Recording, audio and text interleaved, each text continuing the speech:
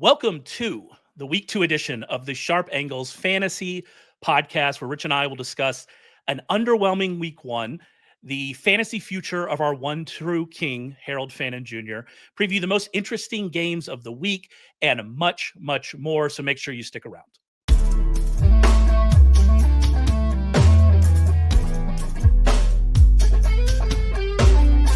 What is up, everybody? This is the Sharp Angles Podcast, the Thursday edition, the fantasy football edition of the Sharp Angles Podcast, coming out of, we'll call it an interesting week 1. Some might call it an underwhelming week 1 from a fantasy perspective, but a lot to talk about this week.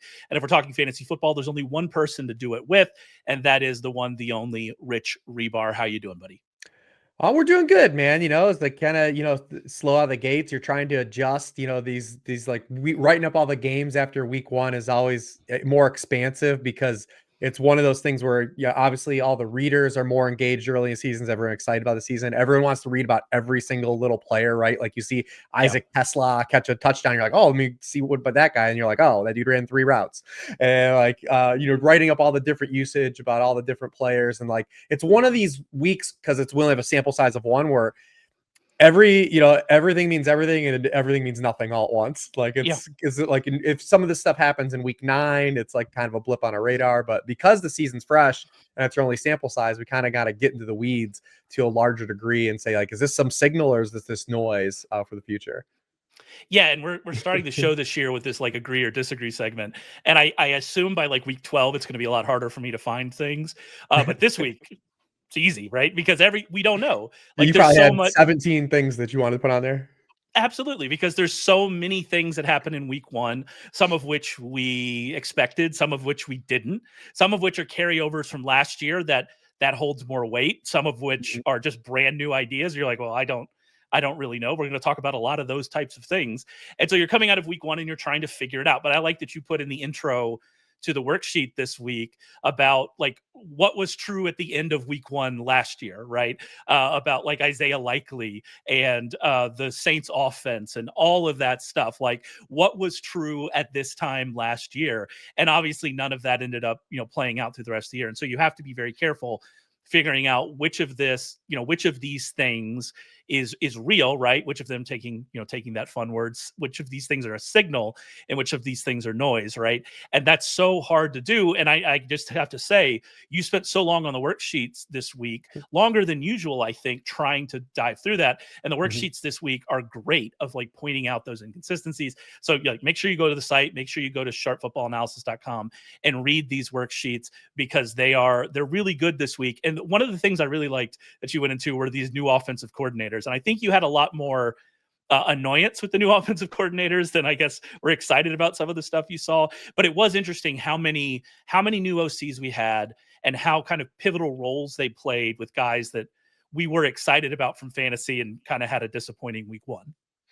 Yeah, a lot of the first-time green play callers really struggled in week 1. And I don't know if that's just because some of the meta shifted and they were kind of approaching things for what they thought they might see, or they just kind of or they just genuinely believe this is the way to play optimal football. Because I don't count guys like Ben Johnson and Liam Cohen who took head coaching jobs because they have a history of play calling.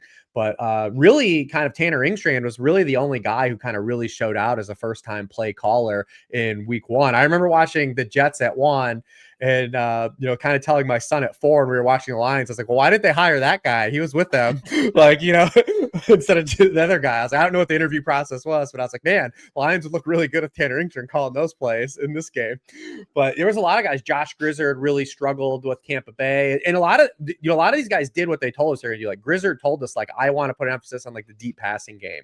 And it was and with Tristan Wirfs, it was a huge problem, them trying to hold the ball longer and go downfield. Then we had guys like Kevin Patullo, and the Eagles won that game and they scored some points early, but he ran a really very vanilla static offense out of shotgun.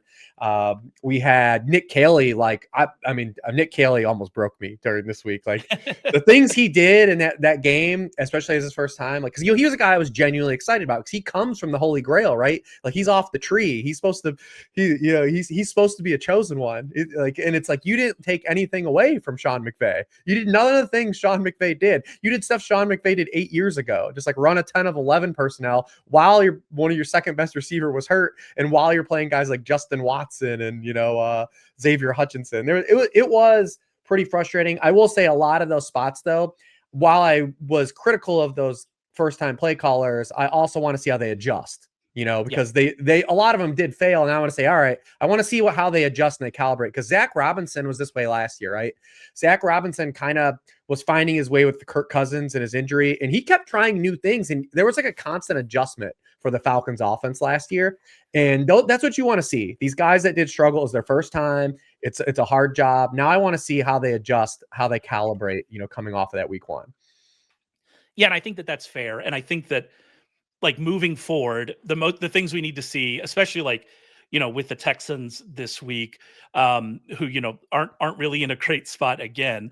Are we going to see them make those changes? Are they going to be able to figure out what to do with this offensive line, right? And you mentioned, and I really like this. So Nick Chubb had I think, what I would call a surprisingly efficient game, but you made the point that a lot of that was coming into a light box, right? And so, like, are we going to be able to take advantage of that? Are we going to actually get our rookies onto the field? Like, stuff like that with the Texans. And then you just continue on. We had the touchdowns for Ibuka, and then Chris Godwin, I believe, practiced today on Thursday. I don't think he's going to play this week, but he practiced on Thursday. Yeah, just to get in his body. I think this was the plan. That's why they didn't put either of those guys on the pup. They actually wanted to use this, like, because they weren't going to be allowed to practice, if they were on the pup. So they wanted them to kind of use this as almost like a training camp, to get their bodies ready to come off, like maybe as early as week 4 and have that ramp up. No, absolutely. Yeah. But he will get Godwin at some point. Oh, yes, in the near yes. future. And so is he going to, like, change the way that he's approaching it, or is he going to keep trying to bomb it down the field? And if he does, I don't know what this looks like. Also, the Bucs running game, like, what happened there? All running games, right? Like, it was a very strange. Yeah, one thing that, and we look at these offenses, one thing that definitely had a big impact on week 1, and I did it in like the individual sections, the game sections, but offensive line injuries and offensive line play, it was a real rough showing in week 1. A lot of these teams, where the injuries were in the offensive line, it really impacted the run games, especially because when you have like a tackle out or something, like, you can try to calibrate if you have a good quarterback and do some things, but like, it really showed up in the run blocking for a lot of these teams. I mean, NFL run games were horrendous in week 1. It was rough. And like, we thought the rookie running backs were all going to struggle, but yards per carry were way down. Explosive run rates was way down. Stuff rates were way up. It was rough. Running back scored, I think I put in the lead. Yeah. They scored 80 fewer fantasy points than they did a year ago. Receivers also scored fewer points. It wasn't a good week overall, unless you're a running quarterback. The brand, but that was it. And penalties were way up too in week 1 this year, so a lot of good things for fan watching. Yeah, and that was something our own Joe Gibbs brought up about the penalties, is that we might see more of that. And so, yeah, all's great. Anyway, more of this stuff about every single game available as the worksheet. The worksheet's part of the Sharp Fantasy Football package. You'll get Rich's detailed previews for every matchup. You'll get Rich's player rankings, DFS analysis. You'll get waiver wire options, every single thing you need to win this year. Right now, we are running a special deal for our listeners. Use promo code FANTASY35. That's the number 3, the number 5, to take 35% off our rest of season fantasy package. That's FANTASY35 to take 35% off our rest of season fantasy package. This will get you all of our fantasy football coverage all season for just $6 per week. Search sharp.football, lock in your discount, and take control of your fantasy season today. All right, let's move on to what's quickly becoming my favorite segment of the Thursday podcast, and that is a fun game of agree or disagree, where I throw out 2 or 3 topics, 2 or 3 statements, and ask Rich to agree or disagree with them, or, as I said last week, more likely him and Hall, and try to come up with a fence-sitting option, which, by the way, I'm making fun of him for. That's probably the way forward. But let's get started with it. Let's get started with it here with our one true king, Harold Fannin Jr. And let's say that Harold Fannin Jr. will be a tight end 1 moving forward. I'll disagree for the sake of the segment, but I definitely want to roster him wherever I can. I mean, Here so comes that fence. Squat down on yeah, that fence, buddy. I'm going to. Well, because anytime a player has the collegiate career that Harold Fannin has, and then in his first game has the 6th highest target share for any rookie tight end in week 1, It it's seems just like notable. Yeah. it's like you just believe, like, if a good player is already showing you he's good, like, you probably should believe he's a good player, right? Like, I definitely Yeah. want to roster him. It's the framing of how you framed it, of him being kind of like a guy that's gonna be a weekly fantasy starter. I don't think that's gonna be the case. And here's why. A lot of people are taking this because Dylan Sampson was also getting like a lot of juice too out of week 1. Like, no one's looking at the context of that Cleveland Browns game in week 1. The Cleveland Browns ran 71 offensive plays, and the Cincinnati Bengals ran 49. Like, the Browns ran a lot of plays last year, but it was in a different context. They gave up a ton of big plays on defense, and they were an inefficient offense. They had to run more plays. They were bad. Al Golden in week 1 was like, we're not going to blitz. We're not going to give up chunk gains. We want you to have 6, 8, 10 play drives because we want you to try to beat yourself. And the Browns did that, by the way. They did end up beating themselves. But they didn't blitz, and the Browns picked up 9 third downs. They also picked up 2 fourth downs. Like, this isn't going to be a weekly thing where they have this type of play disparity and they're able to run this many plays. It was by design by Al Golden to, like, structurally to have them run a lot of 3 and 4 yard passes, like this underneath stuff. And that's why guys like Harold Fannin and Dylan Sampson had the raw counting targets that they had. In terms of target share stuff, it was just mild. It was mild. And just from a route perspective, Harold Fannin was only on the field for 65% of the dropbacks in a game where they had 70 plays. Like, if the Browns go revert and have like a 6, they're in like the 60s, like those raw targets and those routes, all that comes down, right? It gets pulled down. Not a lot of people are looking at in the context of like the raw volume of plays the Browns ran and why that happened. I think because they're going to be a bad team. They're going to run like a good amount of plays, just by chasing points. But the week 1 like layout is going to be completely different than I believe we're going to see this team have. So that's kind of why I just pull back on some of the stuff with like Fannin and Dylan Sampson, because a 21% target share in a game where you have that many dropbacks, approaching 50 dropbacks is significant. But if it's closer to 30 dropbacks, that's not as noteworthy. And then, a guy like Dylan Sampson, he ran 15 total pass routes in a game where they had 50 dropbacks. Like this is not stuff that's just, predictable and sustainable to operate. And then we also are going to see some guys like Njoku. Like, if Njoku's on the field for almost 90% of the dropbacks, eventually they're going to throw to him eventually. So, like, there will be games too. And the Browns aren't good enough, I think, to sustain like this many players. I think it's going to oscillate. There might be a Tillman game. There might be an Njoku game. There might be a Judy game. Might be a Sampson target game. Might be a Fannin game. It's going to bounce around, I think, a little bit in this offense. Yeah, and I'm with you on that. Like, and I think that is the right approach. Is, should you pick up Harold Fannin Jr.? Yes, absolutely. He had a great college career, and they used him a lot. And hopefully, them using him a lot suggests that they want to play him more in the future. Are you picking up Harold Fannin? 100%. Is he going to be something you put in your lineup like every single week? We'll have to see. He's going to have to play more. I think that's the overarching. And we could get an Njoku. The other thing too is like Njoku, like it's probably thin he gets traded, but there is still non-zero chance. Like, if like Fannin's playing this well, maybe they say like, all right, we'll like, let's get something back for Njoku if we can't work out an extension. The other thing though too is they'd play different positions, because a lot of people said Fannin. Go ahead, you do it. Yeah. I mean, like, the way that Fannin was used was not as a tight end. Like, he was used all over the formation. He was used in the slot. He was used in the backfield, right? So, like, they're not really like competing with each other. And so when we're talking about Fannin like having target competition, we're not talking about him just having target competition with Njoku. He didn't just run fewer routes than Njoku. He ran fewer routes than Njoku and Cedric Tillman and Jerry Jeudy, right? Like, that's what's important, is the way that he's being used. There are 3 other guys he ran fewer routes than, and he got a target on 29% of his routes. That's great.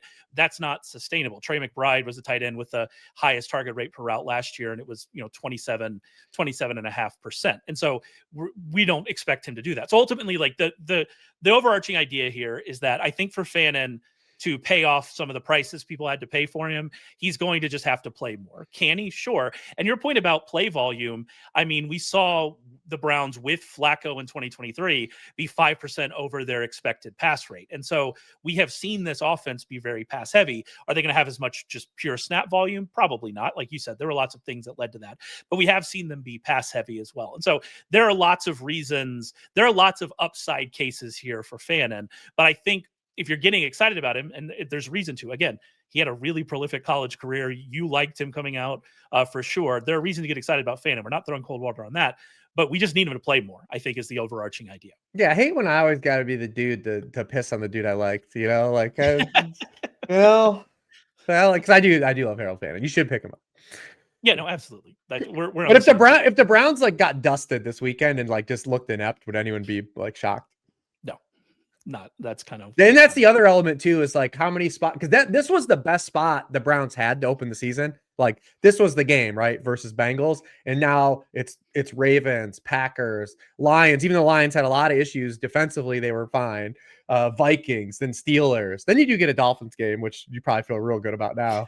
But it's rough here these next several weeks for the Browns. Like we were looking at the Browns last week and we talked about Flacco, or potentially, you know, a lot of people stacked that game for DFS too. Like a lot of people were looking at that as the window, and it was just okay. Yeah, it would have been better if Flacco's pass catchers would catch passes. It would be nice. And not throw balls to the defenders for 2 interceptions. All of that would have been. I loved Burrow's spin on the game. Did you see it? I didn't see it, no. Like he was just like, because they were terrible. They had 7 yards in the second half. And he was like, well, we usually lose games like that. So it's cool. Hey, you know what? Fair. I'm with you. That's 100% fair, Joe. That's fair. I mean, I wish you would have lost it. My bankroll would have appreciated it, but here we are. All right, let's move on to our next one. The Chargers will continue to be one of the most pass-heavy teams in the league moving forward. Agree or disagree? I agree with this. This is, well, they showed us at the end of the back half of last year when they shifted. And I remember coming to the offseason, I was looking at it and I was like, well, they lost that playoff game in a terrible fashion. You know, Herbert throws the 4 picks. They couldn't run the ball at all that game. And it's like, man, did like Harbaugh and Roman have like a crisis of faith and look at each other? It's like, that's not really the kind of football we want to play. They signed, Mekhi Becton in free agency. They add Najee, and then they use a first round pick and a running back. I'm like, man, are they going to do Harbaugh Roman stuff? I'm like, let me see what happens. And then week 1, they come out, and I'll tell you the exact moment. I was watching this game with a friend of mine. In the second possession of the game, the Chiefs pinned them deep. They have a punt to the 2-yard line, and they just come out and throw out of the end zone. And I'm like, this is real. Like that was all I needed was that setup. Was they were like, yes, we're coming out of here against a Steve Spagnuolo defense. Like we're the ball's in our best player's hand. Like in a spot where it's early in the game, like they could have just like, played passively, like tried to flip field position, like, and they were like, nah, like we're trying to win the game, like we're playing aggressive. And I was like, this is the moment. And they obviously throw aggressively the rest of the game. They finished 14% over pass rate expectations on first downs. It was 15% over pass rate expectations. So proof of concept of what they showed us last year and then what they come out and do in week 1. And I really think that's a bullish signal for not only Justin Herbert. Like there's not many guys I would re-rank like aggressively higher than where I had them preseason after week 1, but Herbert is a guy I absolutely would have, especially because you think like we were taking like Bo Nix QB8. Like, yeah. Herbert is a guy I would aggressively thrust forward in rankings if I had a do-over. And then other guys too, it trickles down, right? Like this matters for Quentin Johnson. I know a lot of people are going to look at that Quentin Johnson game and be like, oh, that'll be one of the like boom bust guy. And yes, he is going to have volatile games. It's Quentin Johnson. Like he's that type of player, but he led the Chargers in red zone and end zone targets last year. This was a year 2 player that was drafted in round 1. Like that got better in year 2, is attached to Justin Herbert. And everyone's like, nah, screw that guy. Like, is it very rare do we see like this type of profile in the fantasy community just kind of like everyone be out on? I mean, I would be surprised if he's a guy I think you actually want to like just start and live with at this point. If the Chargers are going to be this aggressive and they're going to keep using him near the end zone to this degree, you just ride out the weeks where like, because he's going to have games like for like 2 for 35. He absolutely will, but he's going to have if you believe that if you agree with me and you're saying if you believe the Chargers are going to throw this agree and he still has that touchdown equity, like this is a dude you just put in your lineup because the spike weeks are really good spike weeks. especially this week against the Raiders, another team Yes. that we were like, it's even more shocking how pass heavy the Raiders were, given the situation, given the weather, and given kind of what They we can't expected run, from dude. They them. can't run block, man. They can't run the football, and so they just came out and they threw it, and Gino was awesome. Like, Gino is one of my favorite streamers this week. There aren't a lot of great options, but I like this game Yeah, I do environment. too. This is a great game environment for him. And last week he just didn't get lucky with the touchdowns, and that's going to be what The it's going to story be. of his life, man. Story of Gino's He's the biggest life. inverse Baker Mayfield. Like, Yeah.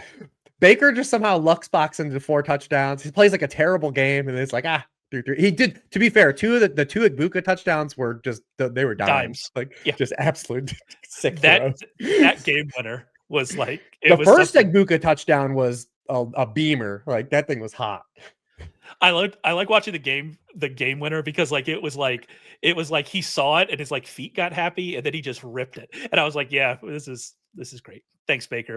It's always fun. It's always fun. Yeah, they can't run block. And I remember writing about this last year, and it's like, and when they took J&T, I remember writing about the draft too. It's like about their run performance. And I wrote up like the offensive line. They didn't really make any changes because they had some young players they thought showed some promise. But in the preseason, the first team couldn't run the ball. And then in week 1, they couldn't run block either.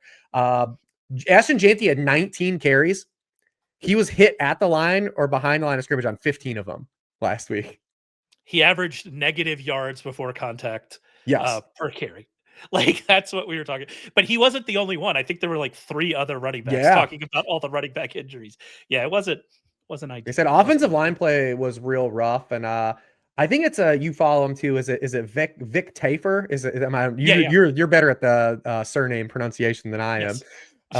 But he talked about this too, that like Steve Spagnuolo showed something in the Super Bowl that a lot of teams did, which like every Madden player's ever done, where like teams shift their line right before the snap. We were doing that in Madden like years ago, but and like he talked about it, though, it was like it was consistent, like, because especially stopping like the outside zone, which is becoming more prevalent. So it's something to keep an eye on, but he highlighted that. I'm not as big of a ball knower, but I was like, oh, that's what I used to do in Madden. Like, that's all we used to do in Madden. Oh, you cover up the center and then you shift and you ruin the double teams? Well, that's interesting. Fascinating. It's a fascinating idea. All right, let's move on to our last one here. Zach Charbonnet is the back you want in Seattle. And yes, I am throwing some bias into this question. Yeah, I disagree, just to trigger you, but I disagree more. I actually disagree too. That's the okay. I mean, I disagree because it's a mess for everyone. Obviously, because he's just not gonna. They're just not gonna shadow roam Kenneth Walker. Like, maybe he's also a guy that they just decide they want to trade at some point too, because he's a pending unrestricted free agent, and then there's a runway. But I say, as they coexist, it's just kind of a problem if it's a split. And neither guy was good. Neither guy ran the ball well in this game. You got the touchdown for Charbonnet. Walker was more involved in the pass game. It's just kind of a mess if like this is to happen. So another team that really struggled run blocking. We'll see if they pick it up. They have a tough game against the Steelers as well. But the Steelers had some struggles with outside zone in week 1. Obviously, that is attached to a mobile quarterback. It's a little bit different when you have to play the quarterback as well. Ask Joey Bosa. But yeah, I would say it's just I would say I disagree, but I also, if you have Kenneth Walker, like, you don't feel good at all. Well, and that's the thing, is I make fun of you in this segment for like offering context, doing the right thing and offering context and throwing out there, okay, well, I don't know. But that is obviously the answer here. The answer is I disagree for both of them. Like, there is not a back you want in this backfield if this is the split that we're getting moving forward, especially since you're not really happy with what you saw from the offense in general coming out of that, week 1 game. And so, yeah, if this is the split we're getting, and, Kenneth Walker got the targets, but Charbonnet ran one more route than him. Right. And so it's like, what are we getting from this group if this is the split that we're getting? If you're somebody who invested heavily in Charbonnet, like I did in the off season and off season drafts, like, we need something to change. We need Walker to get traded. But you still feel better. Like, if you took Charbonnet, at least you have a dude now, because he was like largely tethered. Like, you draft him based on like contingency upside. At least now, if you have a running back go down or like you have a bye week, you at least feel better about just saying like, well, you know what, I have to play him. Like, but like it used to be like, well, he might get 6 touches. Like, at least now in a 50-50 role, you're like, well, at least I know he's getting touches. I hope he falls in the end zone. Yeah, and like that's the thing about best ball too, is that like you're just increasing that opportunity Yeah. for him to just get a touchdown and have a usable week, right? And so Mhm. it is good.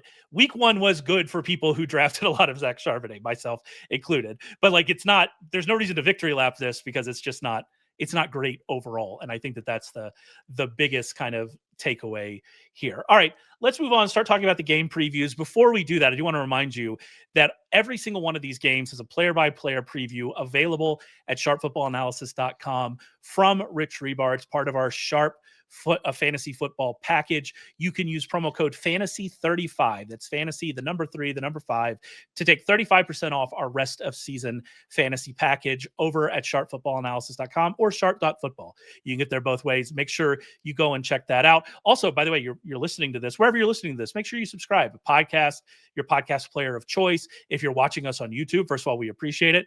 Make sure you subscribe, get notified whenever we have a episode release, whenever we have a video release, tons of stuff going up on the YouTube channel. We're getting game recap kind of stuff from Warren Sharp on Mondays. I'm going to do a waiver wire podcast moving forward, starting next week. We have, Warren's big Friday preview featuring Rich Rebar amongst all of our writers, all available on podcast feed, on YouTube. Make sure you subscribe to get access to it. All right, let's move on to the game previews. And we do have some interesting games this week. And obviously the most notable one, the flagship game for this week, is the Super Bowl rematch, the Eagles at the Chiefs. The Eagles are 1.5-point road favorites.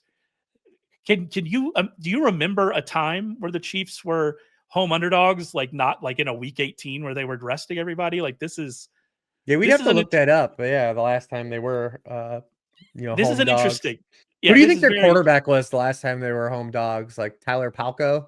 Like the Thig Pen? I That mean, maybe it was probably Alex Smith it if was we're probably being an Alex. Yeah, it was probably an Alex. if we're being honest. But yeah, But you gotta go Trick Green. Like how far are we going back? Like how far? All right, we actually have a producer in here. The last time the Kansas City Chiefs were home underdogs was week 6 of the 2022 season against the Buffalo Bills. Oh, that's not that long ago. Now I'm upset.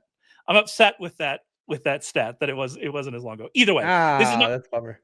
Yeah, I know. This is not, but either way, this is not something that happens a ton. Total in this game, 46.5 points. Obviously, the Chiefs coming off of a loss against the Chargers. We talked about that game and how the Chargers kind of pushed the pass. The other thing that happened at the beginning of that game was the Chiefs lost Xavier Worthy, their second year in a row, losing their top wide receiver to friendly fire, which is just incredibly unlucky. And then we saw their offense be disjointed. It did get together a little bit later in the game. We also saw them, can revert back to like a lot of short targets and things like that. We saw obviously what Hollywood Brown did. And I guess the question is, we heard all offseason about them wanting to get more explosive, wanting to push the ball down the field more. And they did that a little bit. They took some shots at Tyquan Thornton.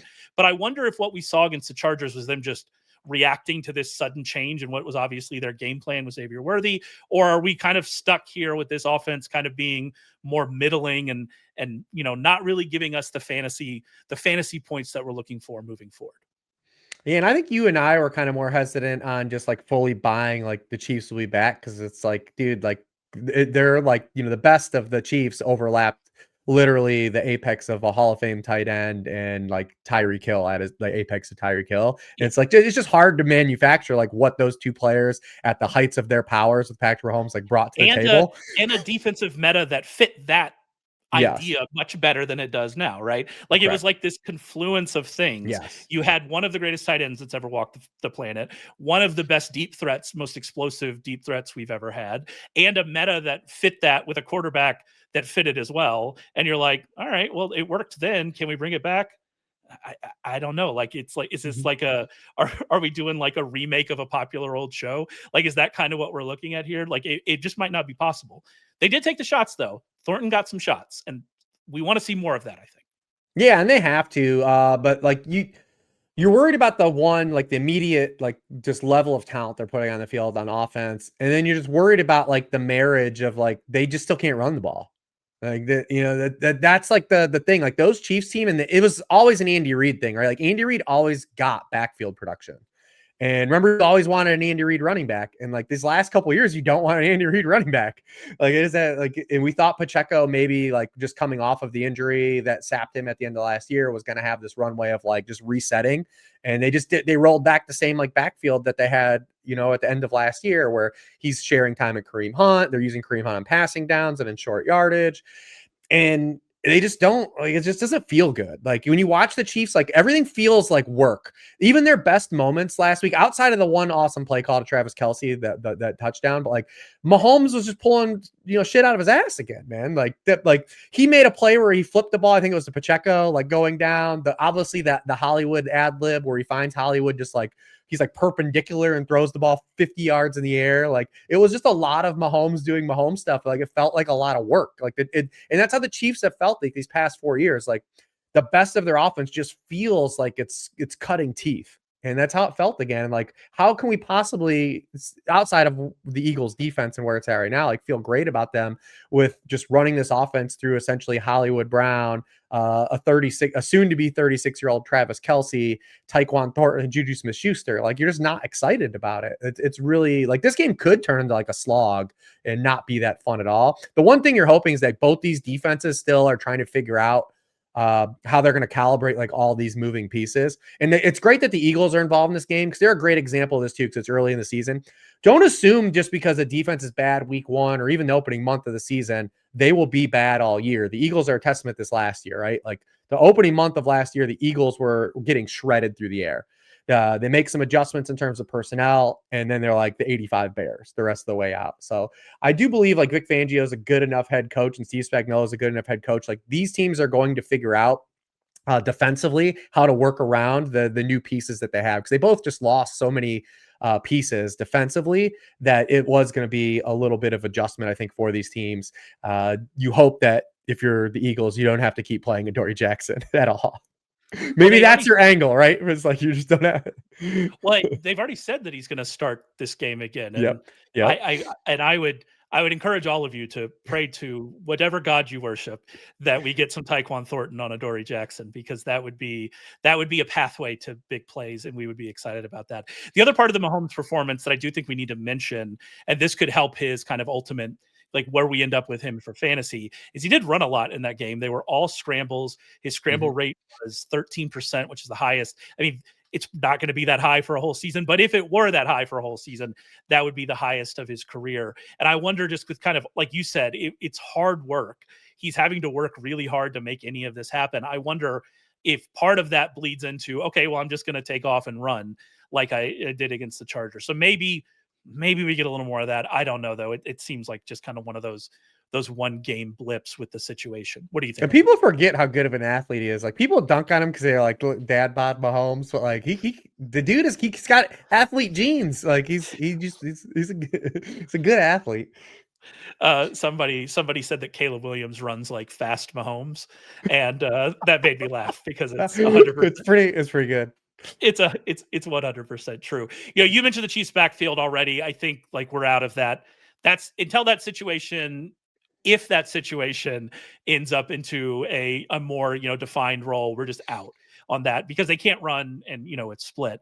Another situation that really hurt, I know both you and I, people who invested in AJ Brown this offseason, was just the Eagles wide receivers and what we saw from them. Now, you wrote a little bit in the preview for this game about how Matt Eberflus attacked or more accurately didn't attack this Eagles offense, and maybe how that led to some of what's going on. We don't expect to see Dallas Goedert this week. So there are lots of moving parts here, but ultimately, what are your expectations for both AJ Brown and Devonta Smith in this game? Yeah, and I just saw an interview with AJ Brown. He basically talked about all the things I wrote about. He was like, because a lot of people were like, "Oh, is he still hurt from the hamstring? And you know, is he moving well?" And AJ Brown literally just shut all that down. He's like, "Dude, he's got to have one man coverage rep the whole game." He was like, "They were just through like there was 2 or 3 guys around me the entire game."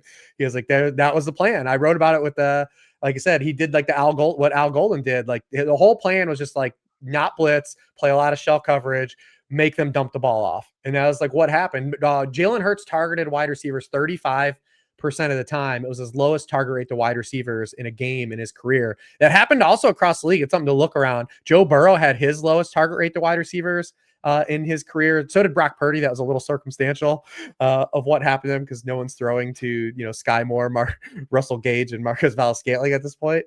Jared Goff had his lowest target rate to wide receivers since 2021.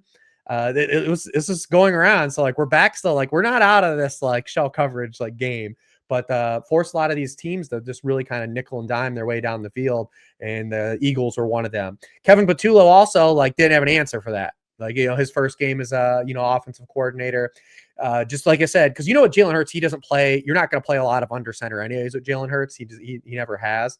But 52% of his dropbacks were shotgun without motion, no play action, like just static vanilla shotgun plays against a team just playing like umbrella coverage and like 2-man under. And like, it's just rough, man. Like, it's just a tough way to live. Like you have to find ways to get your best players the football, even if the team's trying to take them away. I'm also talking about you, Nick Caley. So I'm curious to see how Kevin Patullo adjusts now, especially with Dallas Goedert being out this week. Historically, that's been good because it's still a condensed target tree.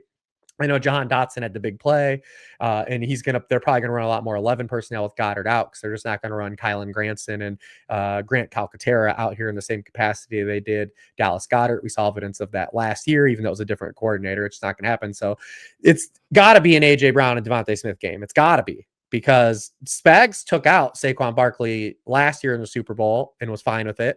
And then in, week one, they still stopped the run really well. Like, this is still a run defense we respect. So it's got to fall on more onus of Kevin Patullo getting A.J. Brown and Devontae Smith the football this week. Let's move on to talk about a very interesting game, a suddenly interesting game with the Bills at the Jets. The Bills are 6.5-point favorites. It's a 46.5-point total. And one of the reasons this is an interesting game is because the Jets offense came out and against the Steelers defense that I think by the end of the season, we're going to think is good. Like, there are lots of reasons to think that Steelers defense is pretty good. They came out and they had an outstanding opening. Justin Fields. It wasn't just the running from Justin Fields. He legitimately had a great game as a passer, which, is not something we see all the time from Justin Fields. And so like, that was one of those week one things that we're trying to figure out. Okay, is this real? And like you said, the new offensive coordinator, maybe the Lions should have kept him, right? Is this real? Is this something we're going to see moving forward? I don't know the answer to that question, but I have to say that opening from that offense, from that running game, from Fields, like, that's about as good as you could have hoped for. It's probably better than you ever could have even dreamed of if you're a Jets fan. Yeah, I mean, it would, and the whole thing was like when you have these coordinators, because like coordinators felt like very rarely, like it's not like a water and wine thing. Like, talent matters, and like just guys call play, and it's not like it magically like you schemed up like all these bad players. But what you look for them to do is just play to player strengths and not put players like in a situation where like their deficiencies are glaring. And that's what Tanner Engstrand did in week one. Like, he understood the assignment with Justin Fields. The New York Jets had the lowest yards to gain on third down, right? Like, he just never put Justin Fields in situations where, hey, dude, it's 3rd and 12. I need you to drop back and make a read, right? Like, that's where Justin Fields has historically been like a house of cards. Justin Fields had a 62.9% success rate per play. It was his highest rate in a game as a starting quarterback. He had his lowest rate of plays, of bust plays or plays that lose like 1 EPA or more. Only 4% of his dropbacks resulted in a loss of 1 EPA or more. His career average is 15% per game. Like, significantly one of the worst players at having negative plays. And, they used a ton of motion. They used a ton of outside zone. They used RPO, like stuff that you would want to do to get the best out of Justin Fields. Like, he understood the assignment. Are they going to run like this pure? Will there be adjustments that defenses make now? And there's like, of course. And then we see how Tanner Engstrand like counter punches back as well. What you're really interested in about this game, though, is how it directly overlaps with what happened to the Buffalo Bills on Sunday. The Buffalo Bills did not stop any outside zone runs in week one. Their defense looked outright slow. Like, they look slow on Sunday night. And that could be a problem here. Like, everything that the Ravens did structurally are stuff that the Jets put on tape. Now, is that good because the Bills already faced it and they have a week to kind of adjust? Or is it good for the Jets because they look at what happened on Sunday night and they're like, we can do all those things? Like, obviously, look, it's not Lamar Jackson and Derrick Henry levels, but structurally, like, we could do those things. Justin Fields and Breece Hall. The only player that Derrick Henry had more outside zone runs than last week was Breece Hall. When they ran outside zone last week, Derrick Henry absolutely cooked them on the outside zone in the RPO game. Like I flippantly brought up Joey Bosa. Joey Bosa got, I think, 2 reads right, maybe. Like the first Lamar Jackson touchdown, he tackled the running back. Like, so I mean, I'm very interested in this game because of how not only just what the Jets showed, but how it also correlates with where the Buffalo defense struggled last week as well. So I think that's kind of really fun to kind of see, like, like what matters more, that the Bills got to see that or the Jets got to see that. Yeah, it's going to be interesting. And it's also, it was nice that they were able to have the success while still being exactly the Jets offense we expected. Like they had easily the lowest, they had a 37% drop back rate, I think, or somewhere in that range, which is that's a wildly low number to have in a game. And, moving forward, the other part of this is, we loved, I think, what we saw from Garrett Wilson. It was 1 week. He's going to need, if we're going to keep getting that kind of drop back rate from them, and maybe they get pushed to pass a little bit more in this game, he's going to need that target share because we're not going to see a ton of passes, I don't think. Moving to the other side, 25 dropbacks. Yeah, it wasn't a ton. It wasn't a ton. Moving to the other side of this game, there were 2 really things that stuck out to me about what we saw from the Bills. Well, there was a lot that stuck out to me, including Josh Allen having an absolutely wild fourth quarter and a game that we deserved after everything else we watched. Dude, I was up 36 on one of my mains, 36 points, and they had Josh Allen left. And I remember talking to my buddy, I was like, that I have the team with, and I was like, we ain't safe. We ain't safe. We were not safe. Yeah, correct. We're not safe. But yeah, so obviously that stuff's interesting. But from a usage perspective, which is what I pay a lot of attention to, 2 things stood out to me. The first was with James Cook and what we saw from James Cook. Now, Cook was limited on Wednesday with a hamstring injury. He obviously didn't get a full off season. That's concerning. We're recording this on Thursday morning ahead of injury reports, so I'm not sure what happened on Thursday. That's certainly something to watch. But the usage we saw from James Cook, specifically in the passing game and getting him more routes and getting him more on third down, that is really promising for him and makes him, I think, less reliant on kind of that touchdown production we saw last year. And that was our big concern coming in. And I think he jumped that hurdle in week 1. Yeah, I mean, he was still RB21 in route rate, but it was a 10% bump of what he had last year. And this is a guy that can, he's a good pass catcher. He was used, to open his career, he was kind of used. I've always kind of used the corollary as almost if you look at his first 3 years and Aaron Jones's first 3 years, they're pretty identical. And I even use that as the regression thing where people talk about it. Because Aaron Jones in his third year, I think, scored 19 touchdowns. And it's well, he's going to regress. And then he scored 12 the next year. He lost 7, but scored 12. And so I kept bringing up for James Cook. I was yeah, he'll probably score fewer touchdowns, but it doesn't mean he's not going to score touchdowns as well. And he did get in the box. But we do love the receiving stuff because the 58 yards, I know it was anchored by that catch and run that I thought he was going to house too as well. I thought he was going to run that one in, but that's what you love to see is that, getting that sprinkling of targets back, because that is what he lost towards the back half of last year and really made him touchdown dependent. So big promising sign, because he still had 75% of the backfield touches too, which was up from last year as well. So pretty positive sign for him in week 1. Not really sure what to make about the receivers because of just how much production was stacked in the fourth quarter of that game. But you do like the participation for Keon Coleman and Khalil Shakir. We didn't see the rotation of dudes, right? That's what we were worried about. Yeah, that was my second thing, was just Khalil Shakir ran a route on 90% of the dropbacks, which again, we saw what happened in the fourth quarter. We saw all the production in the fourth quarter. That number for him, especially for how we've seen him earn targets in his career, and especially in a week coming off where we saw Jaden Reed run a route on 50% and Josh Downs run a route on 50%. And we'd always put Shakir in that group. Him running that many routes is a positive for him. Completely, we're not looking at the final production. We're not looking at what happened in the fourth quarter. Him just being on the field that much is a massive positive for Khalil Shakir. Yeah, and the other thing about the Jets we talked about, as good as their offense was, they rolled back, kind of how the defense performed the back half of last year after they fired Robert Saleh. And, I came into week 1 as wanting to see what the Jets were going to do defensively, hiring Aaron Glenn and then him bringing in Steve Wilkes. I wanted to see what they were going to do. And he brought the same defense from Detroit. This is what we do. We blitz, we play man coverage. And historically, that's been not something you do to Josh Allen. And obviously, It's as less than evidence, ideal. Yeah. Aaron Glenn faced Josh Allen last year in the dome, and they played, man coverage on over 50% of the snaps. And, Josh Allen, faced man coverage. Like, he cooked them. They like absolutely flooded them. So I'm very curious to see what he learned, or he's just going to come back and run that back, because you can, like, it's cool that they're using Sauce Gardner to shadow people, but like, it doesn't matter if you're not stopping like a Calvin Austin, right? Like, if Calvin Austin's cooking you, like what good is it? Yeah, like, What good is it? what are we doing? Yeah, no, if they come out and they play a ton of man against them, it might not go well. It might not go well for sure. All right, one more game to get through. We're running out of time here, but I do want to talk about this one. I thought it was interesting. And that's the Bears at the Lions. The Lions -6, 48.5 point total is actually up a little bit. And I guess there are two things here. First, I guess it started well for Caleb Williams, right? So I guess that's promising, but like, what are your takeaways coming out of that game? He looked good early. Still kind of like some of the stuff they're doing. I was happy to see him use his legs more. Yes, absolutely. And obviously, like, because he's a guy that we're probably gonna have to live with, right? Like, Ben Johnson was coaching kind of around and putting Caleb Williams in good spots. And I will say, like, and I don't know, like, if Kelvin Shepherd's going to do this. Like, Brian Flores really got in his bag in the second half of that game, though. Like, he made really great adjustments.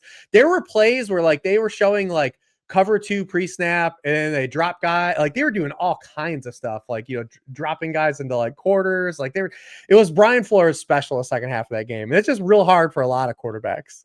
So I'm willing to, like, say you're not happy if you're a Bears fan, because I was like, oh, same old Bears second half type stuff. But they did stuff where I'm like, I still came away with more optimism than like being out on the Bears.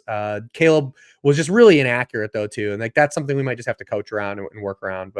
And we might have to always deal with it, right? Like, Trevor Lawrence did this too, right? Like, Trevor Lawrence in the system for the first half was doing the thing, all the thing we wanted. And then the second half, when they kind of got away from the system, Trevor Lawrence looked like old Trevor Lawrence again. That's what happened to Caleb, like very similar situations as well. But I'm excited to see kind of what the Bears do moving forward. I thought Rome Odunze, his usage was really promising. I'm really excited about him in this matchup.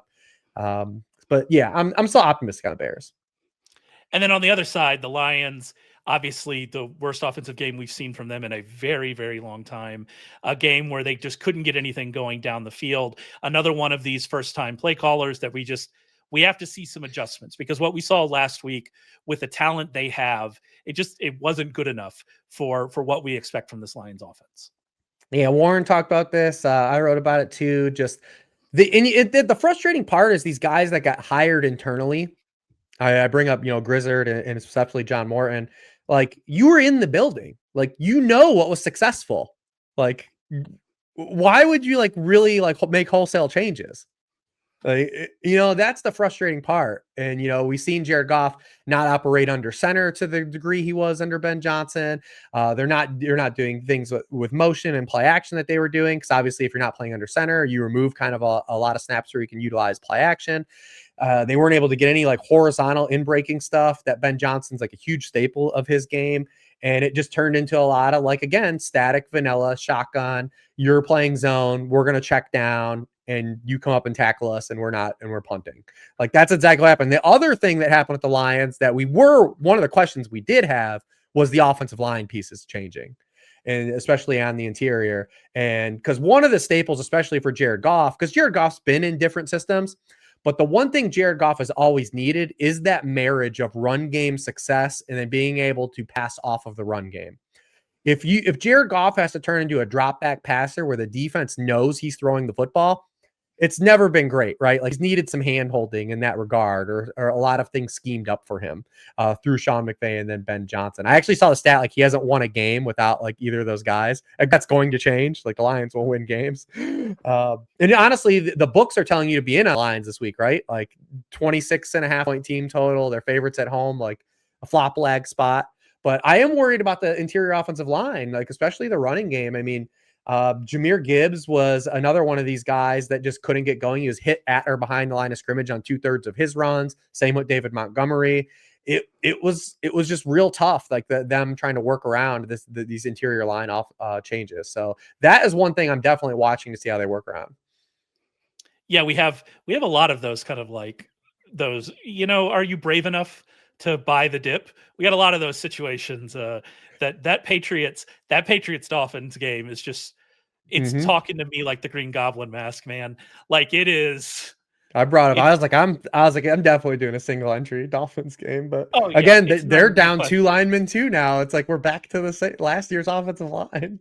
Yeah, to be clear, Tua is not going to be my quarterback in that game stack that I Oh do. no. But yes, I am interested, very, very interested. And to in be that. fair, because a lot of people lose, like I said, the play volume context, especially in week 1, because the usage stuff for the Dolphins receivers actually was up and It was what good. we Like wanted. Yeah. but they ran 49 plays. Like and they punted the fourth quarter. They ran, not only did they run 49 plays, they just pulled the starters because they were just getting cooked. So Yeah, Malik Washington ran the most routes, I think, if I'm remembering correctly. And if not, it was close, right? That's where we were. Yeah, the Colts had 7 drives, they controlled the ball, and the Dolphins turned it over 3 times in the first half. So, what are you gonna do? Right. No, I'm in on that game. Lord help me. I'm in on that game. All right. Let's bring things home with our uncut gems. You hopefully don't need to dig this deep in week 2, but these are players who are available in a lot of leagues on benches and deeper formats that we think can overperform expectations this week and perhaps deliver a startable score. We'll get started with you, Rich. Who's your guy? Yeah, I wanted to actually run back Brenton Strange, but since I did him last week, he actually did lead the team in receiving yards. They just took their foot off the gas. It's a great matchup, and we figure they're going to get pushed this week against the Bengals. Who caught 3 passes on the first drive. He hit our prop at least, but there was nowhere to be found. I was like, come on, give us Brenton Strange, please. But I do think you go back if Brenton Strange is out there and you lost George Kittle or you lost Evan Ingram. Who may or may not play, but I'm not playing Evan Ingram if I have him. There's some changes that also need to be made there. But I think Brenton Strange is a pickup. Like if you didn't get Juwan Johnson or because everyone Juwan Johnson went for 600 in one of the mains last night. I was in that he wasn't drafted in. I got some flack because I had Juwan Johnson over Harold Fannin as a he should be. Which, to be fair, if you just want to take the shot on Harold Fannin and the rookie, I'm not pushing back on that.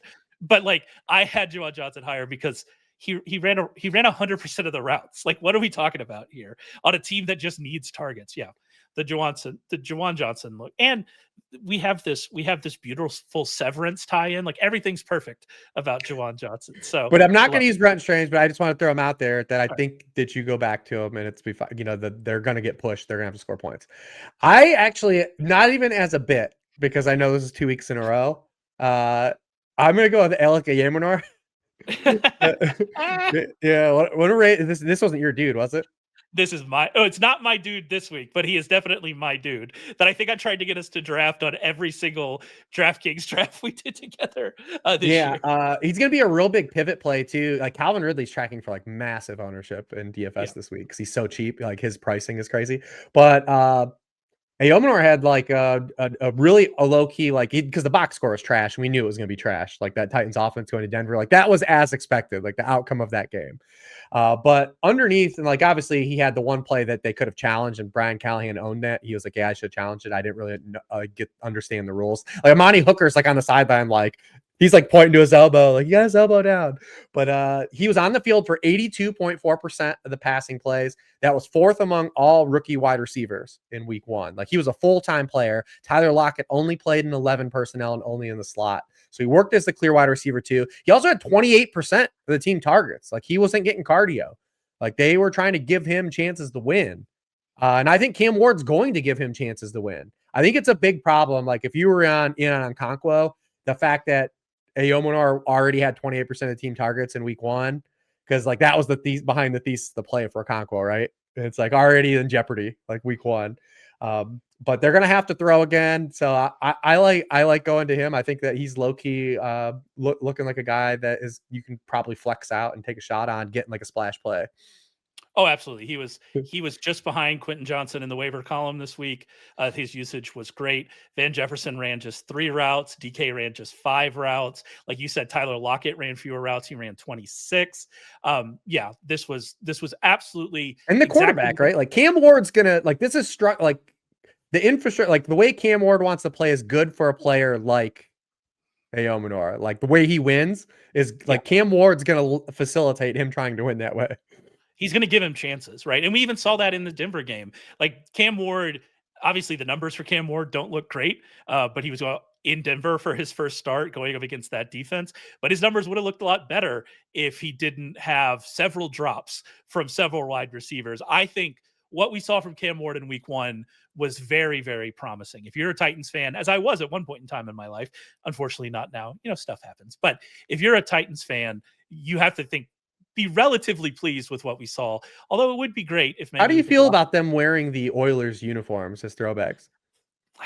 I don't feel, as background, those of you watching can see the Astros behind me. I am from Houston. I'm not a Texans fan. The Oilers abandoned me when I was 12 years old, and I did follow them for a while. That Super Bowl does still crush me, but I did fall out of love with them after they abandoned me, and I don't know about them really wearing. I'm not going to get myself into trouble. How about we say that? How about Fair we say enough. I mean, what if the Ravens just throw out some Browns throwbacks? Just Browns throwbacks. Yeah. Like, what are we doing? What are we talking? Yeah, Browns, not Colts. Like, what are we doing? What are we talking about? Anyway, all right. My guy's going to be Dalton Schultz, and based on reading the worksheet, Rich isn't going to like this one very much, which is fine. Is fine with Dalton Schultz. You brought up a tight end, with Strange. I figure people need tight ends given everything we saw. And so I'm just going to bring. Yeah, that aren't Harold Fannin or Juwan Johnson. That aren't Harold Fannin or Juwan Johnson. Like, that's kind of where we are. Schultz did not have the route participation we want in week 1, but that was partly because of Cade Stover, who just landed on injured reserve. Schultz ran a route on 95% of the dropbacks without Stover on the field. He was targeted on 26.3% of those routes. I don't expect those rates to continue, but Stover being gone is a big thing for Schultz. And then, I think most importantly, it was clear last week that the Texans did not trust their young receivers. Xavier Hutchinson has a long history of being out there but not getting targets. They need to target somebody. Even with that lower route participation rate, we saw Schultz be a guy that earned targets last week, which is good. The Bucs awakened the ghost of Kyle Pitts to some extent last week. I allowed the 7th most points to tight ends last year. I'm not super excited to put Schultz in my lineup, but that's not what this segment of the show is, right? We're not super excited about any of them. I think that if you really need a tight end, Schultz is somebody that's going to deliver some points this week, because the Texans, just assuming we're not getting Kirk back, which feels like a safe assumption for me at this point, they just need somebody to throw to, and I think it's going to be Schultz this week. No, that's fair. Yeah, I didn't catch the Stover stuff. I would have caught that before I put that note in there. I'd at least been a little more optimistic, because that was my only hangup, was he just wasn't on the field. So if he's gonna be on the field more, then that gives him a little bit more pathway. So I don't like anything Nick Caley did in week 1. Not one thing. I don't like one thing Nick Caley did in week 1. Not even one thing. Everything was a disaster. Well, I do like that we didn't even talk about the Texans today, and you still brought. Imagine that having that offensive line and having that game plan. That's the game plan. Please just throw the ball to Nico Collins. I think we'll be fine if you just throw the ball to Nico Collins. I think that's all we want. That's really all we care about. Everything will be forgiven. You could be terrible. You win 2 games as long as Nico Collins has 150 targets. 12. Yeah, exactly. That's all we're looking for. That's all we're looking for here. All right, that's it for us. Remember to head over to sharpfootballanalysis.com. Get Rich's previews for every single game for this week. Going player by player. You can also get his rankings. He'll have his DFS picks up later in the week. All of that part of the Sharp Fantasy package, which you can get for 35% off for the rest of the season using promo code FANTASY35. It's the number 35. FANTASY35 over at sharpfootballanalysis.com. Check that out. Also, wherever you're listening to us, wherever you're finding us, make sure you subscribe to our YouTube channel, subscribe in your podcast player of choice. Support us. We really appreciate it. And we have a lot of content that comes out over the course of the week with Monday recaps. We're going to be doing waiver wire. Warren Sharp doing his big Friday preview featuring a lot of our writers, including Rich Rebar. All of that is available as part of our podcast, as on our YouTube channel. So make sure you go and check that out. And Rich and I will be back to talk with you next week.